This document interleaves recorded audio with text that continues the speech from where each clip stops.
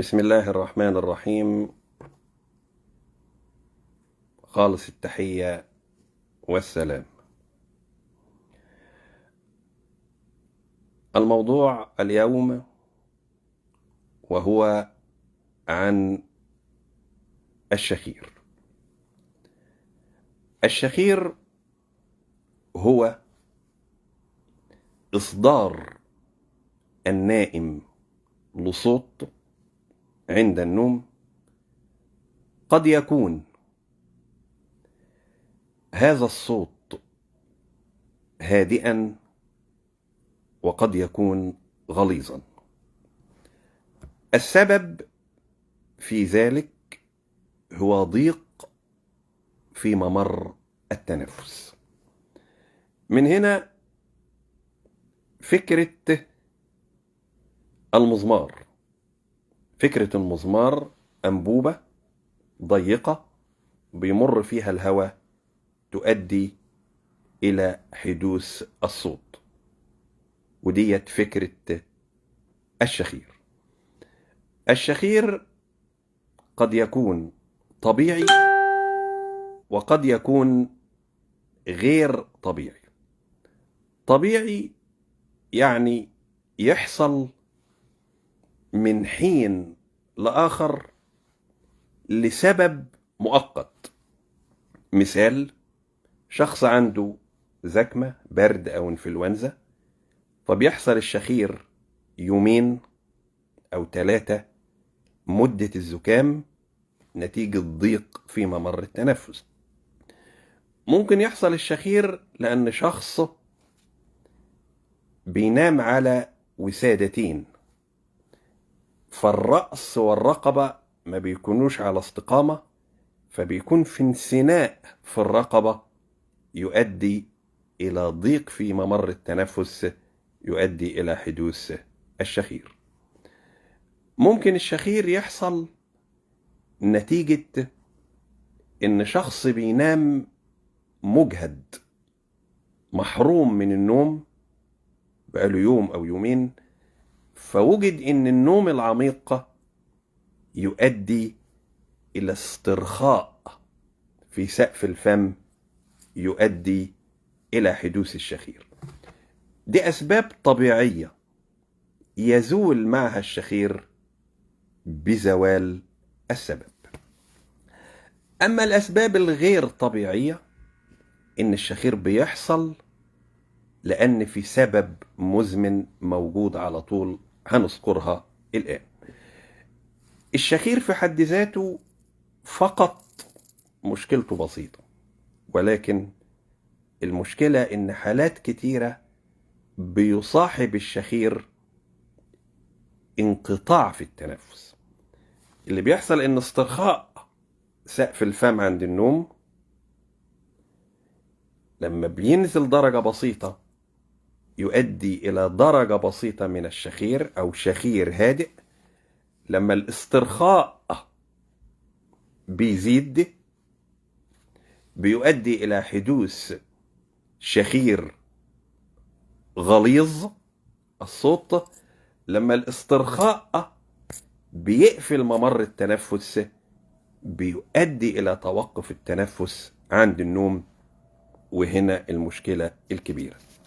يبقى الشخير قد يكون شخير هادئ، قد يكون شخير غليظ، قد يكون شخير مصاحب له انقطاع في التنفس.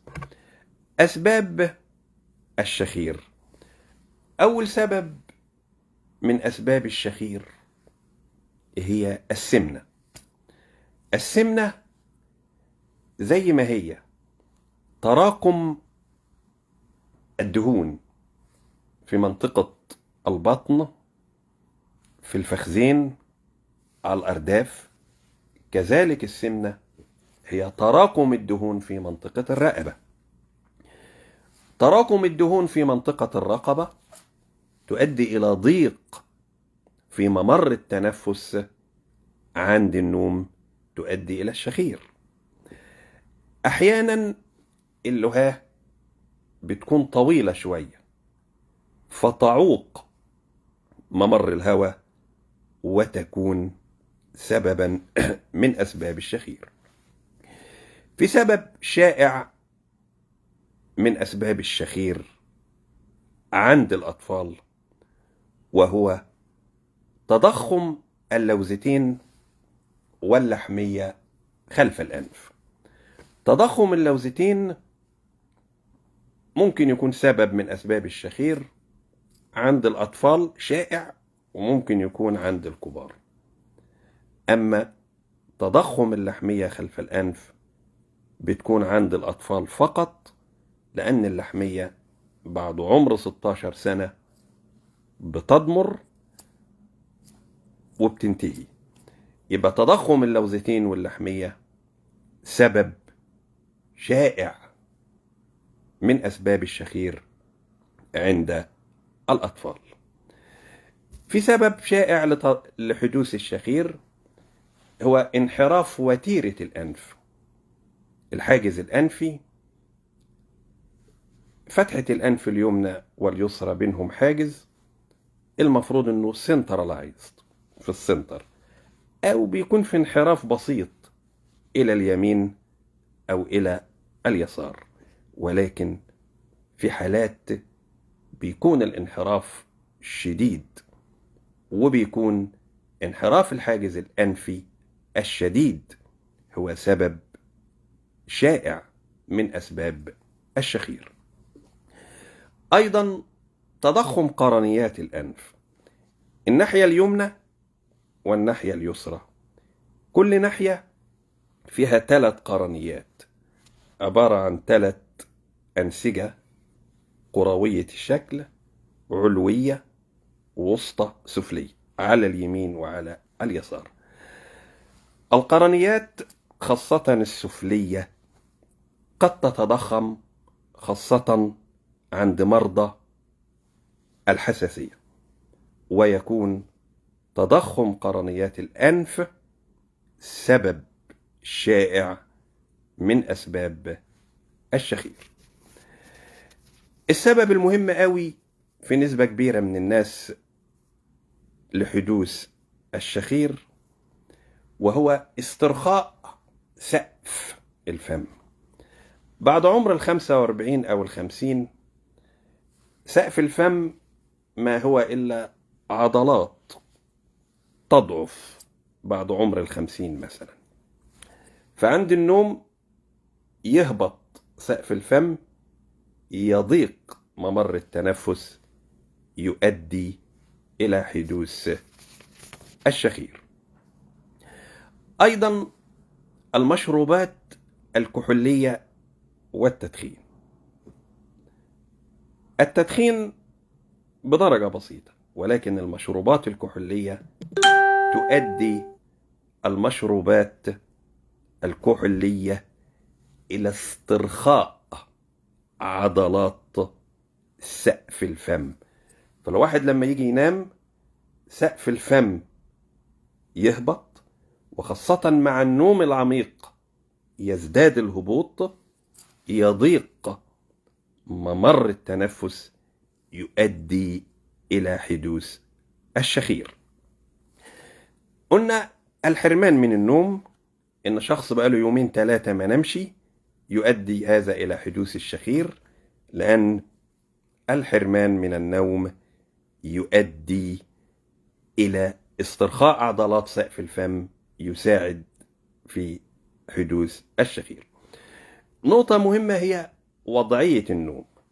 الشخص لما بينام إما بينام على ظهره أو جنبه اليمين أو جنبه اليسار. دايما الوضعية النوم على الظهر بيبقى سقف الفم في وضع مع الجاذبية الأرضية، فالجاذبية الأرضية بتشد شوية، فيبقى الضيق في ممر التنفس بيزداد. لذلك لما يكون حد بيشخر، لما تقلبه على جنبه اليمين أو على جنبه اليسار، الشخير بيهدى شوية. نقطة مهمة أو أمراض بتؤدي إلى حدوث الشخير، 3 أمراض. المرض الأولاني وهو حساسية الأنف.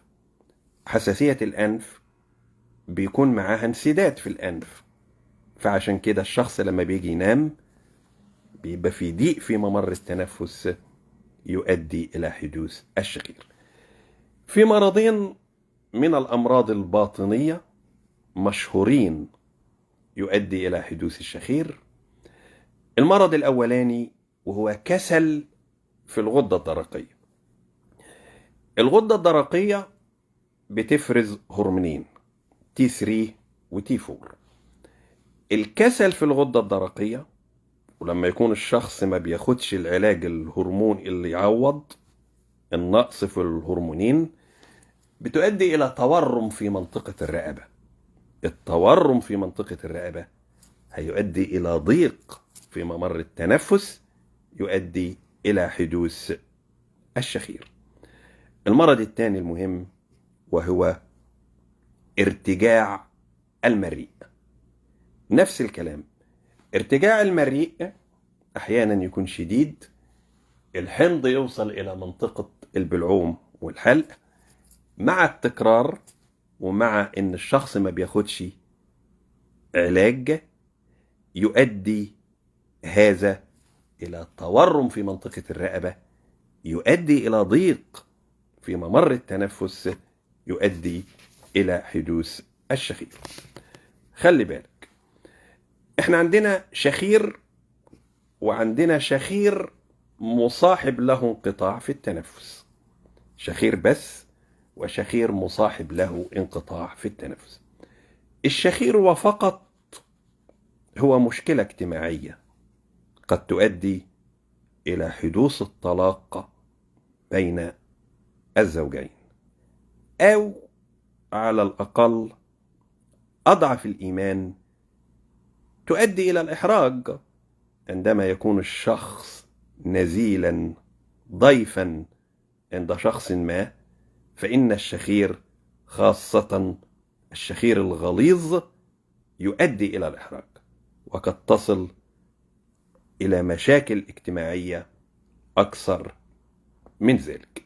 هذا الشخير الغليظ اللي بيكون الضيق في ممر التنفس بدرجة كبيرة، أو الشخير المصاحب له انقطاع في التنفس، ما حصلش ضيق في ممر التنفس، ده ممر التنفس اتقفل.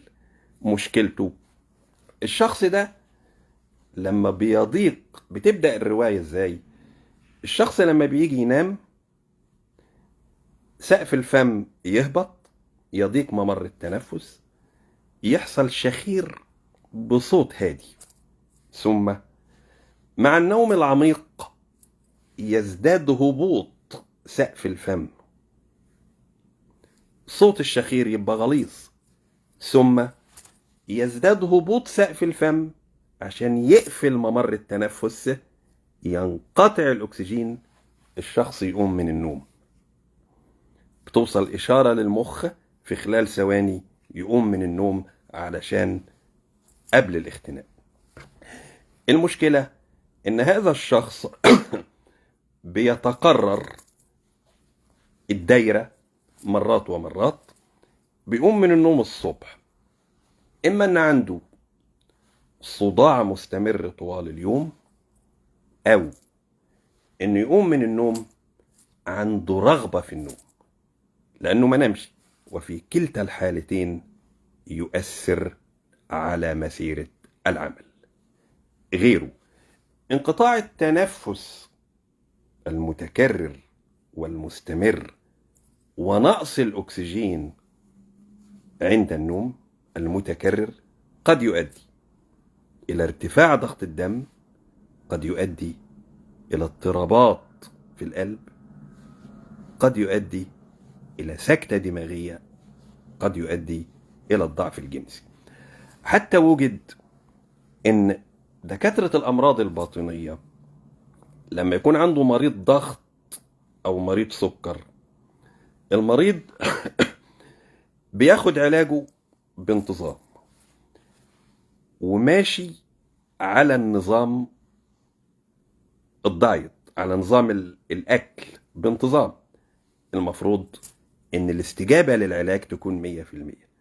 وجد إن هؤلاء المرضى استجابتهم للعلاج، مرضى الضغط والسكر، بيستجيب بدرجة بسيطة.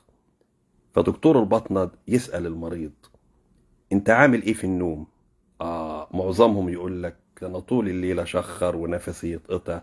يبقى وجد ان اللي بيحصل له انقطاع في التنفس عند النوم، او اللي عنده شخير شديد، استجابة هؤلاء المرضى خاصة اذا كانوا مرضى الضغط او السكر للعلاج ما بتكونش بالطريقة المجدية. ازاي نشخص الشخير؟ لما بيجي مريض بيشكو من شخير بفحصه. في حالات بتبقى واضحة، ابص تلاقي اللوزتين كل لوزة عاملة زي البطيخة، خلاص يبقى السبب معروف. واحد تاني تلاقي انحراف في الحاجز الانفي. واحد تالت تلاقي تضخم في قرنيات الانف، يبقى السبب معروف. في حالات تقعد تدور فيها مش لاقيين. امثال هؤلاء بنحتاج نعمل لهم حاجة اسمها منظار النوم. ان احنا بنثبت منظار ببنج بسيط كده وبنتابعه وبنشوف ايه المنطقة اللي في ممر التنفس اللي وهو نايم بتضيق. هل عند منطقة اللهاء؟ هل عند لسان المزمار؟ هل وفي الحالة ديت اذا قدرنا نضع يدنا على السبب بنوصل الى العلاج المناسب. علاج الشخير. علاج الشخير قد يكون علاج عام أو دوائي أو علاج السبب أو أجهزة. علاج عام وهو النصيحة، إن الشخص اللي بيشخر إذا كان جسمه مليان نطلب منه إنه يخسر، يقلل الوزن بتاعه. إذا كان مدخن وإذا كان بيشرب كحوليات نقول له إنه يمتنع، لأن الكحوليات والتدخين بيساعد على استرخاء عضلات سقف الفم. نقول له إذا كان متعود ينام على ظهره يخلي النوم على جنبه اليمين أو على جنبه اليسار، لأن النوم على الظهر بيكون سقف الفم مع وضع الجاذبية الأرضية يؤدي إلى زيادة في الضيق في ممر التنفس، يساعد أكتر في حدوث الشخير. نقول له إذا كنت بتنام على وسادتين كفاية إنها تبقى وسادة واحدة. نيجي للعلاج الدوائي. العلاج الدوائي احنا قلنا إن مريض الشخير قد يكون مريض حساسية أنف، يبقى لازم يعالجها علشان ما يحصلش ضيق في ممر التنفس عند النوم. إذا كان السبب هو كسل في الغدة الدرقية لازم ياخد العلاج اللي بيعوض عن نقص هرمون التي 3 والتي 4. إذا كان السبب هو ارتجاع مريء لازم يعالج ارتجاع المريء. نرجع ثالث حاجة إلى علاج السبب.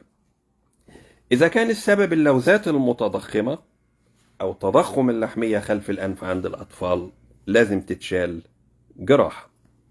إذا كان السبب انحراف في وتيرة الأنف لازم جراحة.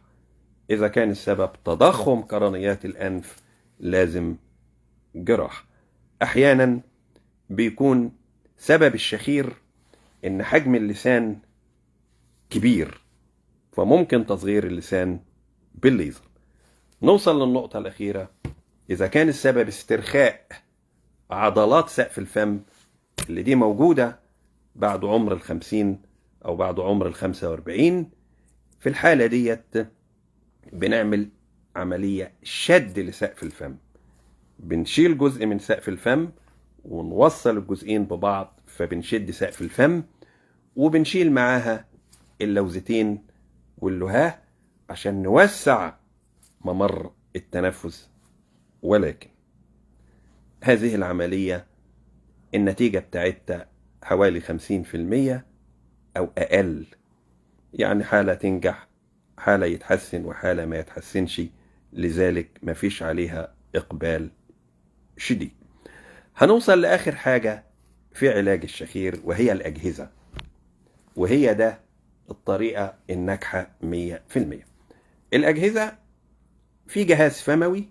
إذا كنا احنا بنقول سبب الشخير إن سقف الفم عند النوم المرتخي بينزل يضيق ممر التنفس، ففي جهاز بسيط نحطه في الفم يثبت سقف الفم ويثبت اللسان، يخلي سقف الفم ما ينزلش، يدنوا ممر التنفس بحجمه الطبيعي لا يضيق. ده حل جميل.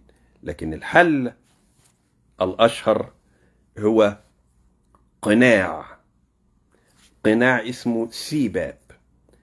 هذا القناع مهم للمرضى اللي بيحصل انقطاع شخير شديد مع انقطاع التنفس عند النوم. هذا القناع فيه سنسور، سيرموستات. لما الشخص الأكسجين يقل خالص نتيجة انسداد ممر التنفس، الأكسجين يقل خالص، في مضخة تضخ هواء. لما تضخ هواء في ميزتين، عالج مشكلتين: يضخ هواء في أكسجين، يبقى عوض الأكسجين اللي كان ناقص، يبقى بالتالي الشخص مش هيقوم من النوم، هيكمل النوم طبيعي.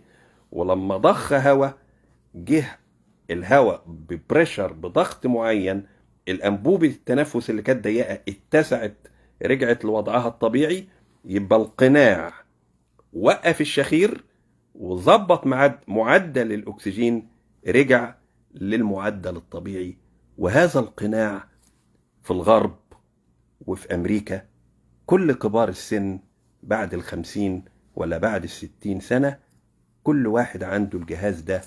أما احنا ثقافتنا في الشعوب العربية يقول لك ازاي انام واحط قناع على فمي، ولكن هذا القناع اللي هو السباب، هذا هو الحل الناجح 100% بالنسبة للشخير. كده استوفينا أسباب الشخير وعلاج الشخير. دمتم بالصحة والعافية، إلى أن نلقاكم، والسلام عليكم ورحمة الله.